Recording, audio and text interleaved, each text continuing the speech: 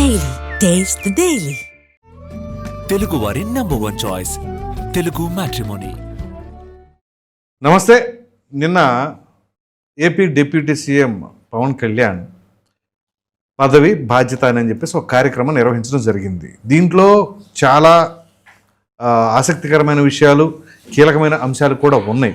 అందులో ప్రధానంగా ఏంటి అంటే, ఒకటి, ప్రతిపక్ష పార్టీ, ఆ పార్టీ పేరు ఎత్తడానికి కూడా ఆయన ఎక్కడా ఇష్టపడలా. సో రౌడీ మోకలో, రౌడీ ఈ బ్యాచ్ అని చెప్పేసి, రౌడీ గ్యాంగు అని చెప్పేసి ప్రస్తావించడం జరిగింది. ఎందుకు ఆ పదాలు వాడవలసి వచ్చింది అనేది ఒకటి. ఇక దాని తర్వాత మరొక అంశం లా అండ్ ఆర్డర్. ఇది చాలా కీలకమైనది.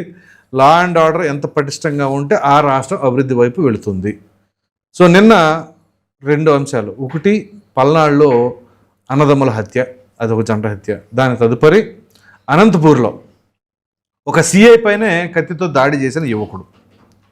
సో మరి ఈ లా అండ్ ఆర్డర్ ఎటుపోతుంది? ఈ 2 అంశాలపైన మనతో చర్చించడానికి ప్రముఖ రాజకీయ విశ్లేషకులు ముప్ప అంకమరావు గారు. అంకమరావు గారు నమస్తే అండి. నమస్తే ప్రసాద్ గారు. సార్, ముందుగా డిప్యూటీ సీఎం పవన్ కళ్యాణ్ గారు నిన్న సుదీర్ఘమైన సమావేశం నిర్వహించారు. ఈ పదవి బాధ్యత, అది నామినేటెడ్ పదవులు కావచ్చు, ప్రజాస్వామ్యంలో గెలుపు ద్వారా సంపాదించిన ఎమ్మెల్యేలు, ఎంపీలు, మంత్రులు అందరినీ ఉద్దేశించి ఆయన ముందుగా ఈ బాధ్యత అనేది చాలా కీలకంగా మాట్లాడుతూ, అందులో ఈ వైసీపీకి సంబంధించి ఆయన అసలు ప్రస్తావించడానికి కూడా ఇష్టపడలా. ఏంటంటారు? ముందుగా ప్రసాద్ గారు, మీరు ఒక అంశాన్ని కనుక చూసుకుంటా ఉంటే, చెప్పండి. సహజంగా ఎవరైనా పార్టీ పెట్టినప్పుడు ఎన్నికల్లో పోటీ చేయాలి, తన సత్తా సాటుకోవాలని ఎవరైనా ప్రయత్నం చేస్తారు. కానీ ఆయన పార్టీ పెట్టినప్పుడు తన సత్తా సాటం కంటే కూడా విభజన జరిగినటువంటి ఆంధ్ర రాష్ట్రం గాడిలో పడాలి అంటే ఎట్టి పరిస్థితుల్లో కూడా అనుభవజ్ఞుడైనటువంటి చంద్రబాబు నాయుడు గారు, అలాగే ప్రధానమంత్రిగా ప్రకటించబడ్డటువంటి మోడీ గారి ఇద్దరి సహాయ సహకారాలతోటే ఇది ముందుకెళ్ళగలదు. నేను పోటీ చేసి ఓట్లు చీలిస్తే అవతల ఉన్న వ్యక్తి ఎలాంటి వాడో తెలుసు కాబట్టి రాష్ట్రం ఏమైపోతుందో అన్న ఆందోళనతో, దూరదృష్టితోటి ఆయన ఆ రోజు ఎన్నికల్లో పోటీ చేయలేదు. నిజంగా ఆయన పార్టీ పెట్టినప్పుడు ఆ ఊపు వేరు. అవును. ప్రజల్లో ఉన్నటువంటి ఆ యొక్క అభిప్రాయాలు కూడా వేరు. అవును. అయినా సరే పదవుల కంటే కూడా ముఖ్యం రాష్ట్రం, నా దేశం అని చెప్పని ఆయన ఆలోచించిన విధానానికి ముందుగా ఆయనకి అభినందనలు తెలియజేయాలి. ఆ తర్వాత జరిగిన పరిణామాలు మనకందరికీ తెలుసు, చూస్తూనే ఉన్నాం. ఇక ప్రత్యక్ష రాజకీయాల్లోకి ఆయన కూడా దిగాడు. ఆ రోజు ఆయన కోరుకుంటే ఇదే ఉప ముఖ్యమంత్రి పదవి కూడా వచ్చి ఉండేది. అవును. కానీ ఆ రోజు పదవుల గురించి ఆలోచించాలి ఆయన. తర్వాత 2019 తర్వాత వాళ్ళు అధికారంలోకి వచ్చిన తర్వాత వాళ్ళు చేసే అరాచకాలను చూసిన తర్వాత ఆయన రోడ్డు ఎక్కాడు. రోడ్డు ఎక్కితే ఆయన్ని వ్యక్తిగతంగాను రకరకాలుగా ఆయన్ని ఇబ్బంది పెట్టిన తీరుతెన్నులు చూసిన తర్వాత అప్పుడు ఒక నిర్ణయానికి వచ్చాడు ఆయన. ఎట్టి పరిస్థితుల్లో కూడా ప్రతిపక్ష ఓట్లు చీలకూడదు, ఒక్క ఓటు కూడా చీలకూడదు అనే నిర్ణయంతో తను తగ్గి రాష్ట్రం గెలవాలి అంటే తన సీట్లు ముఖ్యం కాదు. అవును. ముందుగా కూటమి ముందుకెళ్ళటం ముఖ్యం. కాబట్టి మనకి ఎన్ని సీట్లు వచ్చినాయి అనేది కాదు, తీసుకున్న సీట్లన్నీ గెలిచిపించుకుంటే చాలు, మనం అవతల ప్రతిపక్ష హోదా కూడా రానియకుండా చెయ్యాలని చెప్పి ఏమని అన్నాడు? పాతాళానికి తొక్కేస్తా అన్నాడు. అవును. తొక్కేశాడే లేదా? మామూలుగా కాదు. ఇప్పుడు కొంతమంది మాట్లాడుతూ ఉన్నారు, మీరేం బీకారు, ఏం బీకుతారు, అధికారంలోకి వచ్చి నాలైంది కదా అని చెప్పి. అరే నాయన, మీరు వాళ్ళ అధికారంలో లేఖతలకి ముగ్గురిని కలిపింది పవన్ కళ్యాణ్. అవును. ఒక తాడిపై తీసుకొచ్చింది పవన్ కళ్యాణ్. కరెక్ట్. అలాగే నీ ముఖ్యమంత్రి పదవి పీకేయటానికి కారణం కేంద్ర బిందువు పవన్ కళ్యాణ్. అవును. నీకు ప్రతిపక్ష హోదా రాకుండా చేయడానికి కారణం పవన్ కళ్యాణ్.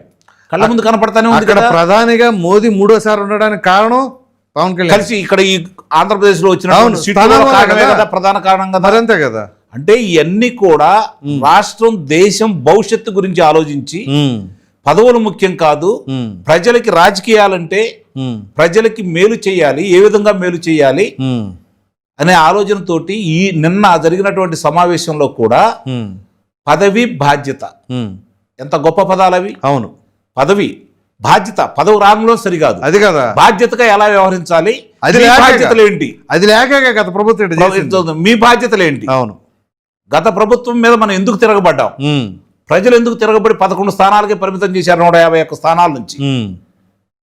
అలాంటి వాళ్ళు ఈరోజు బజారుకి వచ్చి ఇష్టారీతిగా మాట్లాడుతూ వ్యక్తిత్వ హననం ఇంకా చేస్తూనే ముఖ్యమంత్రి గారి సత్యమణిని, పవన్ కళ్యాణ్ గారిని, అలాగే లోకేష్ బాబు గారిని ఇష్టారీతిగా మాట్లాడుకుంటూ మళ్ళీ మేము అధికారంలోకి వస్తే రపా ఈ విధమైన పదాలన్నీ ఉపయోగిస్తూ వాళ్ళు ఇంకా ఇష్టారీతిగా మాట్లాడుతూ ముందుకెళ్తున్నప్పుడు వీళ్ళు ఇప్పుడు దాకా ఎందుకు సమన్వయంగా ఉన్నారు అంటే రాష్ట్రానికి పెట్టుబడులు అవసరం, రాష్ట్రానికి ఆర్థిక పరిపుష్టి అవసరం. అవును, ఈ రోజు మన వ్యవసాయం మీద ఎక్కువ ఆధారపడినటువంటి రాష్ట్రం, పరిశ్రమల పరంగా మనకు పెద్ద ఉపయోగాలు లేవు. అలాంటి రాష్ట్రాన్ని తిరిగి గాడిలో పెట్టాలి అంటే పరిశ్రమలు రావాలి, ఇక్కడ పిల్లలు ఇక్కడే ఉద్యోగాలు చేసుకోవాలి, అవును, ఈ డబ్బులు ఇక్కడే ఖర్చు పెట్టాలి. వలసదారులు కావాల్సిన ఆంధ్ర రాష్ట్రానికి తీసుకురావాల్సినటువంటి స్థితిలో మనం ఉండాలని చెప్పని వీళ్ళందరూ అనుకొని ఇప్పుడు దాకా కష్టపడి 20 లక్షల ఉద్యోగాలు ఇస్తామని చెప్పని మాట ఇచ్చిన వీళ్ళు ఈ రోజు 50 లక్షల ఉద్యోగాలకు టార్గెట్ పెట్టుకున్నారు అంటే ఏ స్థాయిలో పెట్టుబడులు తీసుకొచ్చారో చూస్తూనే ఉన్నాం. ఆయన పదవీ బాధ్యత తీసుకోవడంలోనే దేశంలో యువకుడు ముందుగా అన్ని విషయాల పరిజ్ఞానంతో పాటు ముక్కుసూటిగా వెళ్ళే నిజాయితీపరుడైన అధికారి కావాలని చెప్పని కేరళలో ఉన్నటువంటి అధికారిని తెచ్చుకున్నాడు. అవును, తెచ్చుకున్న తర్వాత తన శాఖ మీద 2 నెలలు అధ్యయనం చేసి దాని మీద పొట్టు సంపాదించుకున్నాడు. ఈరోజు ముందుకెళ్తానే ఉన్నాడు. అవును, ఈరోజు ప్రతి విషయాన్ని కూడా చంద్రబాబు నాయుడు గారు ఒక నిర్ణయం తీసుకుంటే మాట్లాడుకొని వీళ్ళు ముగ్గురు కలిసి మాట్లాడుకొని నిర్ణయాన్ని ప్రకటిస్తున్నారు. అవును, ఏకపక్షంగా ఎవరు ప్రకటించలేదు. అవును, అలాగే ఏమంటున్నాడు, కుటుంబంలో కలతలు వస్తే మనం ఎట్లా సర్దుకుంటామో ఈ కూటమి కూడా అంతే, మాకు విభేదాలు ఉంటాయి, మూడు పార్టీలు, అవును, వాళ్ళకు ఉన్నటువంటి ఆలోచన విధానాలు వేరు, కరెక్ట్, వాళ్ళకు ఉన్నటువంటి గోల్ వేరు, అయినా సరే కలిసి ఉన్నాం కాబట్టి కూటమి ఏర్పడ్డాం కాబట్టి కూటమి ఏర్పడినందుకు మనం దానికి న్యాయం చేయాలి అంటే మనకేదన్నా చిన్న ఇబ్బందులు ఉండా మనం మాట్లాడుకోవాలా,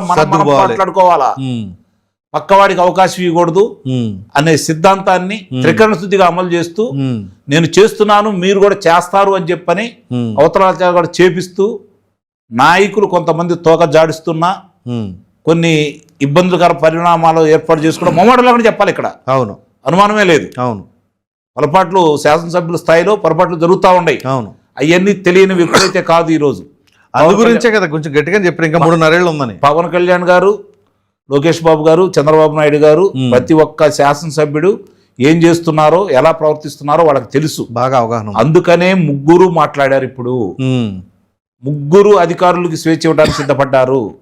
అధికారులు ఒకళ్ళని చూసి మీరు భయపడద్దు, తప్పు చేస్తే మీ తాట కూడా తీస్తామని చెప్పి వాళ్ళని కూడా హెచ్చరిక చేస్తున్నారు. అవును, ఇక్కడ అధికారులు భయపడుతున్నారు అని చెప్పి పవన్ కళ్యాణ్ గారు చెప్పాడు. చెవులో చెబుతున్నారు, మళ్ళీ వాళ్ళు వస్తే ఎట్లా అని చెప్పని. అధికారులు వాళ్ళు భయపడేది తక్కువ, నిస్సందేహంగా చెబుతున్నాను. వీళ్ళు చేసే కార్యక్రమాలు వాళ్ళు బెదరగొట్టే విధంగా చేయడానికి వాళ్ళు ప్రయత్నం చేస్తున్నారు. వాళ్ళకి ప్రజల నాడు అర్థమైపోయింది. ఎట్టి పరిస్థితుల్లో కూడా జగన్మోహన్ రెడ్డిని వీళ్ళు కలిసి ఉన్నంత కాలం జగన్మోహన్ రెడ్డికి ఓటేయరనే నిర్ణయానికి వాళ్ళు వచ్చారు. జగన్మోహన్ రెడ్డికి ఓటేయరు, అవసరమైతే ఆ ఓటు వేరే వాళ్ళకైనా వేస్తారు, కానీ తిరిగి జగన్మోహన్ రెడ్డిని అధికారంలో తీసుకొచ్చే స్థాయిలో ఈరోజు ప్రజలైతే ఎవరు ఊహించట్లేదు. అవన్నీ వాళ్ళకి అర్థమైపోయింది. కాబట్టి ఈ రోజు అధికారులకు మీరు గమనించుకోండి, పోలీసులకు స్వేచ్ఛ ఇస్తే ఏం జరిగింది. సత్యవర్ధన్ కిడ్నాప్ చేస్తే అతను బెదిరించి స్టేట్మెంట్ తీసుకున్న తర్వాత న్యాయమూర్తి ముందు స్టేట్మెంట్ ఇప్పించిన తర్వాత అతను కిడ్నాప్ చేస్తే 24 గంటల్లో పట్టుకొచ్చారు. అవును, ఎక్కడెక్కడో ఉన్న వాళ్ళందరినీ పట్టుకొస్తున్నారు. ఈ రోజు కల్తీ కలిపినటువంటి కెమికల్స్ నెయ్యి అని చెప్పని అసలు నెయ్యి లేకుండా వాడిన దాంట్లో కూడా సిబిఐ వాళ్ళు విచారణ చేయాలన్నా కూడా వీడు సిట్టు వాళ్ళు చేసినటువంటి ముందు విచారణ ముందు పెట్టుకొని ఏమి చేయలేని పరిస్థితుల్లో దీన్ని ఆమోదం తెలుపుతున్నటువంటి విధానాన్ని చూసుకుంటే మనం, అలాగే లిక్కర్ కుంభకోణానికి సంబంధించి, కల్తీ లిక్కర్కి సంబంధించి ఇన్ని విషయాలలో వీళ్ళు సంపూర్ణంగా ఎంతగా మళ్ళీ తిరిగి ఒకనాడు ఆంధ్ర రాష్ట్ర పోలీసులు అంటే భారతదేశ వ్యాప్తంగా ఎంత పేరు ప్రఖ్యాతులు ఉన్నాయో తిరిగి అదే విధంగా ఈరోజు వీళ్ళని చూసి గర్వపడే విధంగా ఈరోజు వాడు పనితీరు చేసుకుంటా ఉన్నారు. అలాంటి వాళ్ళకి స్వేచ్ఛ ఇస్తే, అందుకే చెప్పాడు పవన్ కళ్యాణ్, 48 గంటలు గనక మేము రాజకీయం ఆలోచిస్తే మీ పరిస్థితి ఏందో అని చెప్పి ఒకసారి ఆలోచించుకోమన్నాడు. నిజంగా అట్లాగే పదే పదే యోగి ఆదిత్యనాథ్ గారి గురించి కూడా చెప్పడం కూడా చూచాం. అంటే వీళ్ళు అన్ని స్టడీ చేశారు, ఏం చెయ్యాలి. నిన్న ఒక మాట కూడా అన్నాడు, తప్పు చేసిన వాళ్ళు ఇలా చేస్తా ఉంటే దండించకపోతే ఎట్లా, అవును కదా, దండించకపోతే ఎట్లా అన్నాడు. అంటే దాని అర్థం చొక్కా మడిచే స్థాయికి మీరు తీసుకురావద్దని చెప్పని శుతిమతగా హెచ్చరిక చేశాడు.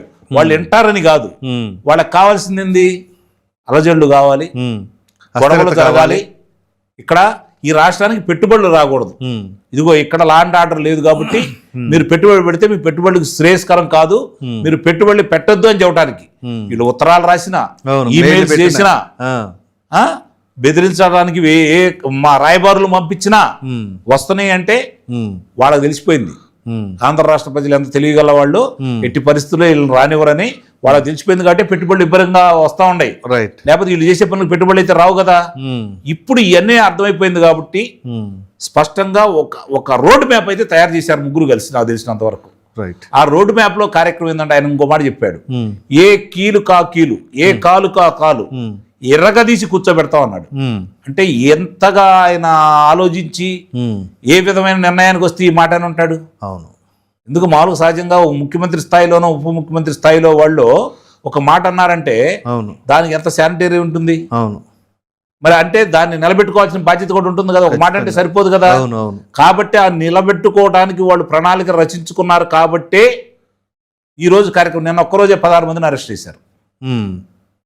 నిన్న ఒక్కరోజే 16 మందిని అరెస్ట్ చేశారు సోషల్ మీడియాకి సంబంధించి. ఓకే, అలాగే సత్తెనపల్లిలో కావచ్చు, ఇందాక మీరు చెప్పినటువంటి మాట్లాడతాను, నేను అడుగుతాను, చెబుతున్నాను. అంటే ఒక కార్యక్రమాన్ని వీళ్ళు ఎన్నుకున్నారు, మొదలు పెట్టారని అయితే దాన్ని ఎప్పుడైతే వీళ్ళు మాట్లాడారో, అటు పవన్ కళ్యాణ్ గారు కావచ్చు, ఇటు లోకేష్ బాబు గారు కావచ్చు, ముఖ్యమంత్రి గారు కావచ్చు, మాట్లాడారో ఒక రకమైనటువంటి భయంతో కూడినటువంటి వణుకు ప్రారంభమైంది అనేది అయితే నేను చెప్పగలను. అయితే ఇందులో ఒక స్ట్రాంగ్ కామెంట్ ఒకటి ఉందండి, నా కంఠంలో ఊపిరి ఉన్నంత వరకు, దాని దగ్గర కూడా వస్తా, అదే నా కంఠంలో ఊపిరి ఉన్నంత వరకు ఇక వాళ్ళని రానేను అనేది డైరెక్ట్గా చెప్పగానే చెప్పేశారు. దీన్ని ఎలా తీసుకోవాలంటారు? నా కంఠంలో ప్రాణం ఉన్నంత వరకు వాళ్ళని రానియటమే కాకుండా ఇంకో 15 సంవత్సరాలు మా మైత్రి ఇలానే కొనసాగుతుంది. సీట్ల విషయంలో మనకి ఇబ్బంది వస్తాయి అన్న సంగతి తెలుసు, అయినా సరే కలిసి ఉంటాం, మీరు కలిసి ఉండాలి, నా మాట వినాలి అని అన్నట్టు చూడండి. అంటే ఆయన అధికారం ముఖ్యం కాదు, ముఖ్యమంత్రి పదవి ముఖ్యం కాదు, రాష్ట్రం ముఖ్యం.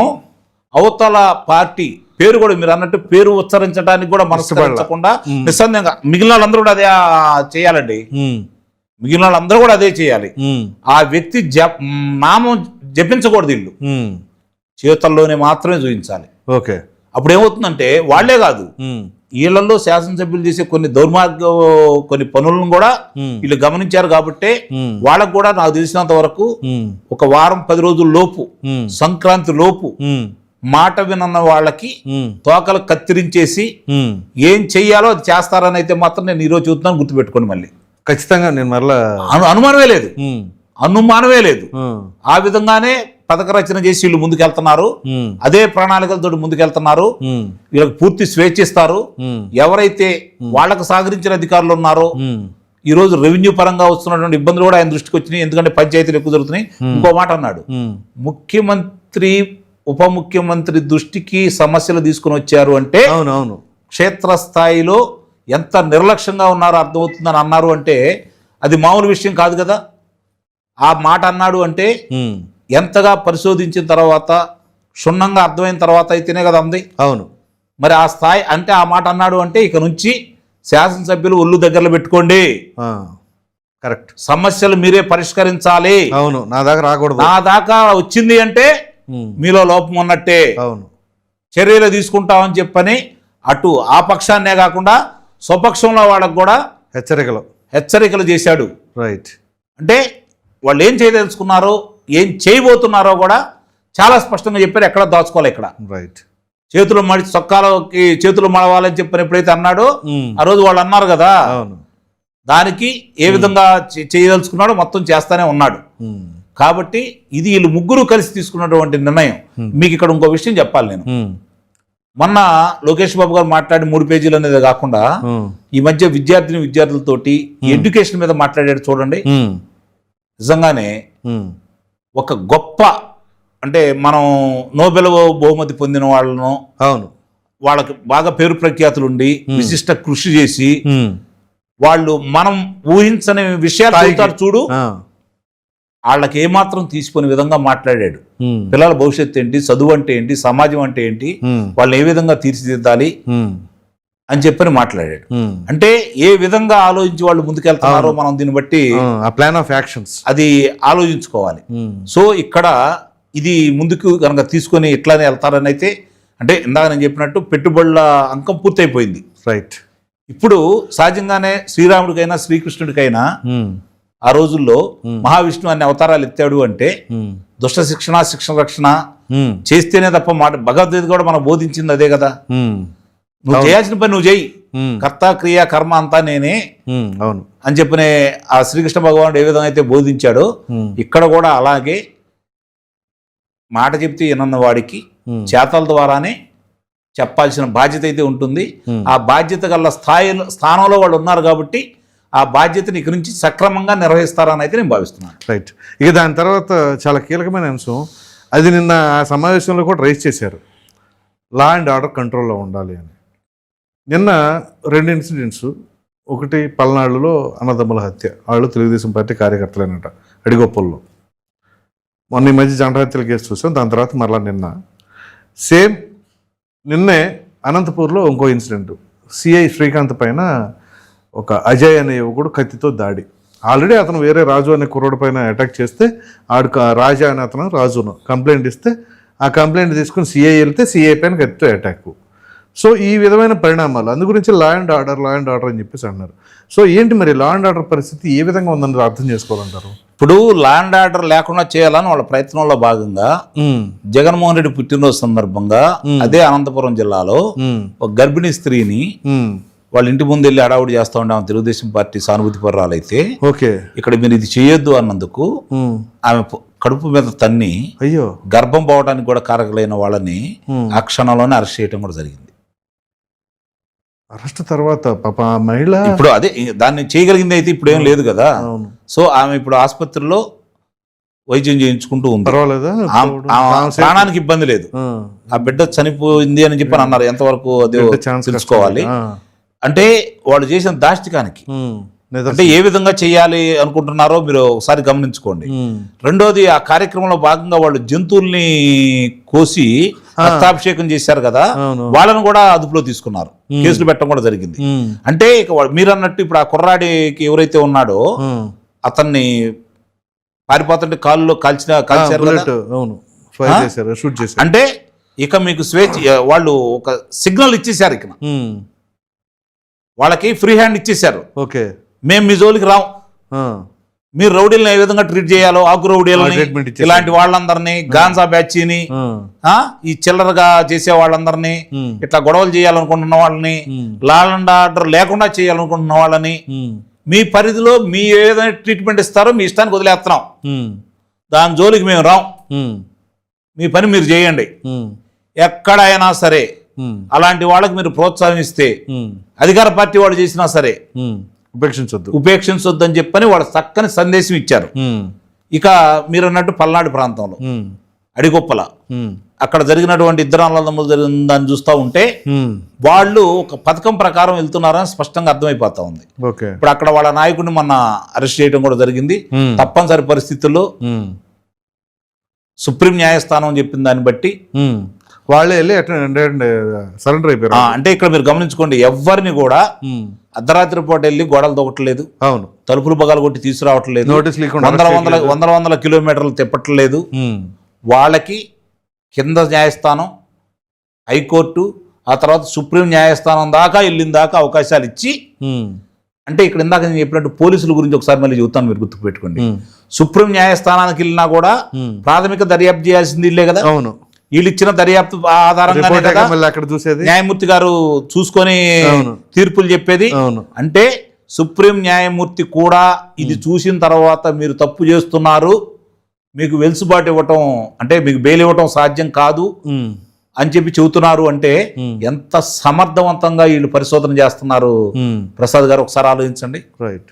అంటే నేను చెప్పినట్టు వీళ్ళని ఈరోజు వాళ్ళు కొత్త కొత్త కొత్త కొత్త ఉడికిపోతున్నారండి ఆంధ్ర రాష్ట్ర పోలీసులు.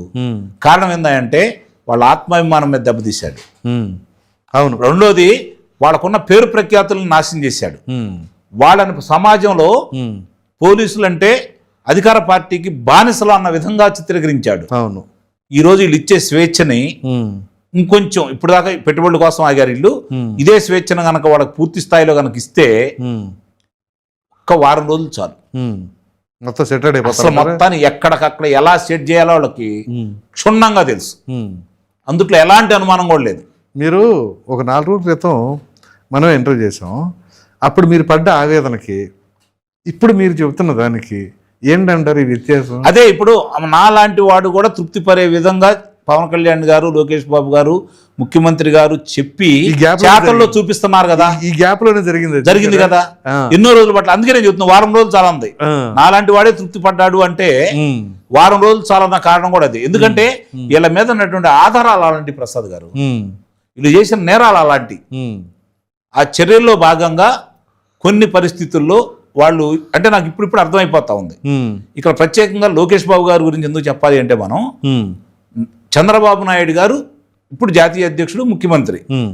తెలుగుదేశం పార్టీలో తర్వాత స్థానం ఎవరిది? లోకేష్ గారే కదా.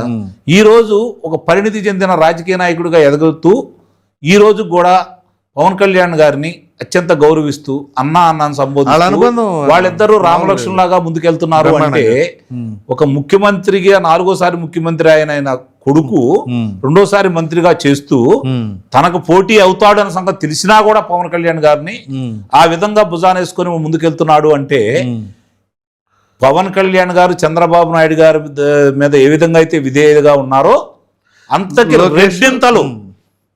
అంతకు రెండింతలు పవన్ కళ్యాణ్ గారి మీద అంత ప్రేమాభిమానాలు చూస్తూ గౌరవిస్తూ ముందుకెళ్తున్నారు అంటే వీళ్ళ బాండింగ్ నీకు విడగొట్టడం ఎవరికైనా సాధ్యం అయిద్దా?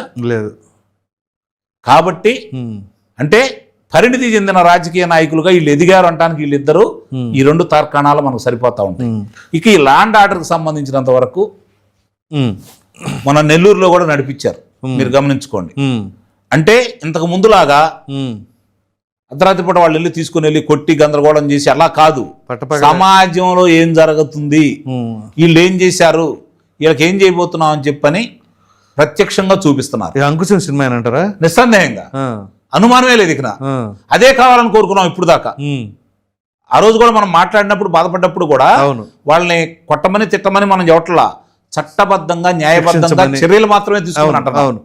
ఆ చర్యలు ఈ రోజు వాళ్ళు తీసుకొని ముందుకెళ్తున్నారని అయితే మనకి ఈ 4 రోజుల్లో జరుగుతున్న పరిణామాలు చూస్తూ ఉంటే నిస్సందేహంగా కూడా నేను అనుకున్న విధంగా ఈ తండ్రి కొడుకులతో పాటు పవన్ కళ్యాణ్ గారు ముందుకెళ్తున్నారు. రాష్ట్రంలో వాళ్ళు అనుకున్నట్టు 20 లక్షల ఉద్యోగాలు దాటిపోయి 50 లక్షల ఉద్యోగాల కల్పనలో భాగంగా ఇప్పుడు ఎవరైతే నా ప్రాంతానికి బాగాలేదు, నా ప్రాంతానికి అయి రాలేదు, నా ప్రాంతానికి ఈ రాలేదు అని చెప్పని రెచ్చగొడుతున్నారో వాళ్ళందరూ నోళ్లు మూతపడే విధంగా ఈ విధంగా ముందుకెళ్తే ఇప్పుడు జరుగుతున్న పనులు గ్రౌండ్ అవుతున్నాయి కదా. ఒక్కొక్క పనులు ఈ పనులు గ్రౌండ్ అంటే పెట్టుబడులకు సంబంధించి గ్రౌండ్ అవుతున్నాయి కదా. ఇది ఒక రోజులోనో, ఒక నెలలోనో, ఒక సంవత్సరంలోనో పూర్తయ్యాయి కాదుగా, నిరంతర ప్రక్రియ కొనసాగుతుంది. కానీ ఈ పనులు మొదలయ్యేటప్పుడు ఉద్యోగాలు 20 లక్షల మందికి వస్తే ప్రస్తుతానికి 22 లక్షల మందికి అయినా జరుగుతాయి ఉద్యోగాలు. అవును, అది నేను అంటాను. ముందు అసలు మనకి 20 లక్షలు అంటే ఫస్ట్ ప్రైమరీగా 1 లక్ష మందికి వచ్చినా, 2 లక్షల మందికి వచ్చినా అది 2 లక్షల కుటుంబాలు. ఈ రోజు చంద్రబాబు నాయుడు గారు ఆ క్వాంటమ్ వ్యాలీకి సంబంధించి ఈ రోజు 50,000 మందితోటి మాట్లాడబోతున్నారు. అంటే 50,000 మంది సమావేశం అవుతున్నారు. ఎంతమంది అవుతారని చెప్పని అప్లికేషన్ పెడితే 50,000 మంది దాటిపోయారు. ఇప్పుడు ఎంతమంది అవుతారో తెలియదు. 50,000 అయితే ఇప్పుడు దాటిపోయారు. వాళ్ళందరితోటి మాట్లాడబోతున్నారు అంటే వాళ్ళలో ఎంత నమ్మకాన్ని ఏర్పాటు చేయబోతున్నారు రేపొద్దున. అంతే కదా. ఇప్పుడు 2 లక్షల మంది వేసుకుందామండి ప్రసాద్ గారు. 2 లక్షల మందికి ఉద్యోగ కల్పన జరిగితే 10 లక్షల మందికి పరోక్షంగా ఉపాధి దొరికినట్టే కదా. మన పిల్లలు ఇక్కడే ఉంటారు కదా. ఇందులో కనీసం 150,000 మంది ఇక్కడ ఉంటారుగా.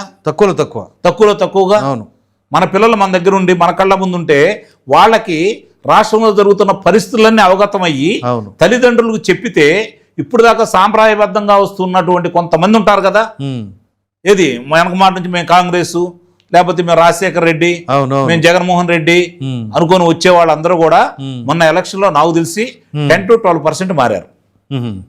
10 to 12% మారారు ఓకే. వాళ్ళ సాంప్రదాయ ఓట్లని. మరి ఆ ఓట్లు స్టడీ చేసుకొని వీళ్ళు కొత్త ఓట్లు కనుక రాబట్టుకుంటా ఉంటే నాయకులు అక్కర్లే వీళ్ళకి, ఇది గమనించుకోవాలి. అవును. కూటమికి నాయకులు అసలు పని లేదు. అవును. వాళ్ళకి కావాల్సింది ఓటర్స్. ఆ ఓటర్స్ కనుక సంతృప్తి పరిచే విధంగా కనుక ఇదే విధంగా ముందుకెళ్తే వీళ్ళు మీరు ఏం చేయాల్సిన పని లేదు. నిన్న పవన్ కళ్యాణ్ కూడా అదే మాట్లాడారు అదే కదా, నాకు నాయకులు కాదు కదా కార్యకర్తలు నా బలం అని చెప్పేసి అన్నారు. అదే రైట్ రూట్ లో గ్రౌండ్ లెవెల్లో ఉన్నాడు ఆయన. రూట్ లెవెల్ ఏంటో ఆయనకు అర్థమైంది. కాబట్టి నాయకుల వల్ల చెడ్డ పేరు వస్తుంది. ఏ కార్యకర్త వల్ల ఇప్పుడు చెడ్డ పేరు రాదు, కాలం మీద గమనించుకోండి. అవునవును. ఆడికి పార్టీ మీద కోపం ఉంటే పార్టీని తిడతాడు, నాయకుడిని తిడతాడు, అలాగే ఇంట్లో కూర్చుంటాడు. అంతేగాని పనికిమాలిన పనులు చేయడు. అవును. చేసే అంతా నాయకులే. అవును. ముందు మార్పు రావాల్సింది ఏళ్లలో, మార్పు తేవాల్సింది అధినేతలు. ఆ విధంగానే కనుక ముందుకెళ్తే ప్రజలు ఒక నిర్ణయానికి వచ్చి ఉన్నారు. ఆ నిర్ణయం ప్రకారం ఆంధ్ర రాష్ట్రంలో వైఎస్ఆర్సీపీ పార్టీ అనేది రాజకీయ పార్టీగా మనుగడ సాగించనీయకూడదు అనే కృతనిశ్చయంతో ఓటర్లు ఉన్నారు. వాళ్ళ నమ్మకాన్ని నిలబెడితే చాలు, మీరు వాళ్ళ పని వాళ్ళు చేసుకుంటూ వెళ్తారు. వాళ్ళు ఊహించలేదు కదా, అవును, భయపడిపోయారు కదా అధికారంలోకి వస్తామని చెప్పని. మరి ప్రజలందరూ అంత నిశ్శబ్దంగా వాళ్ళ మనసులో భావాన్ని మే 13వ తారీఖున బ్యాలెట్లలో ఈవీఎం పెట్టారు. తీర్పుని జూన్ 4వ తారీఖు నాడు బహిర్గతమైపోయింది. అంటే ఎవరికి అర్థం కాల, ఎవరు పట్టలేకపోయారు ఆ నాడిని. కాదులేండి, వాళ్ళు పట్టలేకపోయారు. వాళ్ళు పట్ల వీళ్ళు, నేను అనేది ఎవరంటే మీరు నేను కాదు, మనం చెబుతా ఉన్నాం. అవునవును. మొట్టమొదట అప్సాన్ రాజేష్ 1994లో కాంగ్రెస్ పార్టీకి ప్రతిపక్ష హోదా రాలేదు, ఇప్పుడు కూడా అలానే జరిగిందని చెప్పాడు. అడుసుమల్లి శ్రీనివాసరావు గారు అయితే వీళ్ళకి 9 స్థానాలు కూడా రావు, 2 అంకెల స్కోర్ కూడా నేనైతే 162 స్థానాలకు ఒక్కడు కూడా తగ్గదు అని చెప్పాను. మీలాంటి వాళ్ళందరూ ప్రభుత్వం వస్తుంది, ప్రభుత్వం కాదండి మన దాంట్లో 162 వచ్చింది, అదే సర్వేలో కూడా ఇట్లా మాట్లాడుకుంటే చెప్పాము. కానీ వీళ్ళకి నమ్మకం లేదు. ఎందుకంటే వాళ్ళు అంటే వాళ్ళ కోపం వచ్చినా నాకు వచ్చిన నష్టం అయితే ఏం లేదు. వాళ్ళు ఎన్నుకున్నటువంటి అభ్యర్థులు అలాంటి వాళ్ళు. ఎందుకంటే ఇప్పుడు కూడా వీళ్ళు డబ్బే ప్రాముఖ్యత లేకపోతే కులపరంగా ప్రాముఖ్యత అనుకుంటే ఏ రాజకీయ పార్టీ కూడా అనుకున్న లక్ష్యాలను సాధించలేదు. నిజంగా అయినటువంటి మీ కార్యకర్తలు వాళ్ళ నాయకులను తయారు చేసే ఫ్యాక్టరీయే తెలుగుదేశం పార్టీ. పక్క రాష్ట్రంలో మాజీ ముఖ్యమంత్రి ప్రజెంట్ ముఖ్యమంత్రి ఎవరు? అవునవును, చంద్రబాబు నాయుడు పెద్ద కొడుకు ఆయన. మరి ఇప్పుడు చూసుకుంటా ఉంటే మరి మీరు అలాంటి వాళ్ళని తయారు చేయాల్సిన బాధ్యత తెలుగుదేశం పార్టీ మీద ఉంది, ఇప్పుడు పవన్ కళ్యాణ్ గారి మీద ఉంది. మాజీ ముఖ్యమంత్రి కూడా ఆయనే కదా. ఇంకో విషయం చెప్పాలి, మీ పొత్తులో భాగస్వామ్యం అయిన పార్టీ గురించి మీరు ఒకసారి ఆలోచించుకోండి. పురంధేశ్వరి గారు 3వసారి లోక్సభ సభ్యురాలు, 2 సార్లు కేంద్ర మంత్రి, అవునా? అవును. సీఎం రమేష్ గారు 2 సార్లు రాజ్యసభ సభ్యుడు, 3వసారి ఇప్పుడు లోక్సభ సభ్యుడు. వాళ్ళిద్దరినే పక్కన పెట్టి ఒక్కసారి గెలిచినటువంటి శ్రీనివాస్ వర్మ గారిని కేంద్ర మంత్రిని చేశారు అంటే వాళ్ళ కార్యకర్త, వాళ్ళ RSS విభాగంలో పనిచేసినటువంటి వ్యక్తి. అంటే సామాన్య కార్యకర్తకి జాతీయ స్థాయి పార్టీ ఏ గుర్తింపిస్తుందో మీరు ఎందుకు ఇవ్వలేకపోతున్నారు? మీ కార్యకర్తలకు మీరు ఎందుకు పెద్ద వేయలేకపోతున్నారు? ఇది చూసుకోండి. మరి కార్యకర్త గెలిచాడా లేదా అక్కడ? అవును, బ్రహ్మాండం గెలిచాడు. కేంద్ర మంత్రి పదవి ఇచ్చారు. ఆయన లాయల్ గా ఉంటాడా లేకపోతే వీళ్ళు ఉంటారా? ఆయనే ఉంటాడు కదా, అది వాళ్ళకి తెలుసు కదా. కాబట్టి ఇక్కడ పక్క పార్టీ నాయకులు మీకొద్దు. వేరే అంటే సరే మొన్న అయితే అయిపోయింది, భవిష్యత్తు మీదే కాబట్టి నిస్సందేహంగా ఇప్పుడు ఒక టీంను తయారు చేసుకోవాల్సిన బాధ్యత అయితే లోకేష్ బాబు గారి మీద ఉందైతే నేను భావిస్తున్నాను. ఆ విధంగానే ఆయన అడుగులు పడుతున్నాయి అని చెప్పని భావిస్తున్నాను. అట్లా వెళ్తే భావి తరాలకి, ఆంధ్ర రాష్ట్రానికి, తెలుగు ప్రజలకి మీరు మేలు చేసిన వాళ్ళు అవుతారని చెప్పి నేను మీ ద్వారా వాళ్ళకి తెలియజేస్తున్నాను. Right sir, thank you.